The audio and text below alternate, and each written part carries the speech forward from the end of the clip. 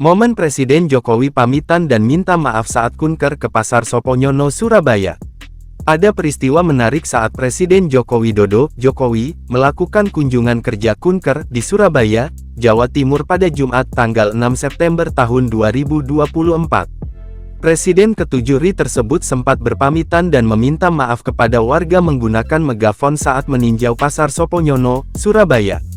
Diketahui, masa jabatan Jokowi akan berakhir bersamaan dengan pelantikan Presiden dan Wakil Presiden RI terpilih periode tahun 2024 sampai tahun 2029 Prabowo Subianto Gibran Rakabuming Raka pada tanggal 20 Oktober tahun 2024. Peristiwa pamitan tersebut terjadi usai Jokowi yang ditemani Ibu Negara Iriana berkeliling pasar dan mengecek harga bahan pokok. Dikutip dari Antara News, Jokowi didampingi Iriana tiba-tiba naik ke sebuah tangga yang berada di area luar pasar dan meminta megafon kepada ajudannya. Berdasarkan keterangan resmi dari Biro Persekretariat Presiden yang diterima di Jakarta, Jumat, Presiden Jokowi menyampaikan bahwa secara umum harga bahan pokok masih stabil dan terkendali dengan baik, kecuali bawang putih yang mencapai Rp45.000 per kilogram.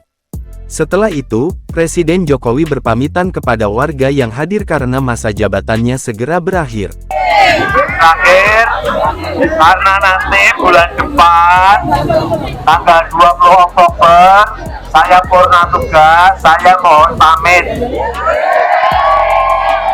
Saya ingin mohon pamit, ya. Dan mohon maaf, pangapunten, kalau ada hal yang kurang berkenan di hati Bapak Ibu semuanya. Oke?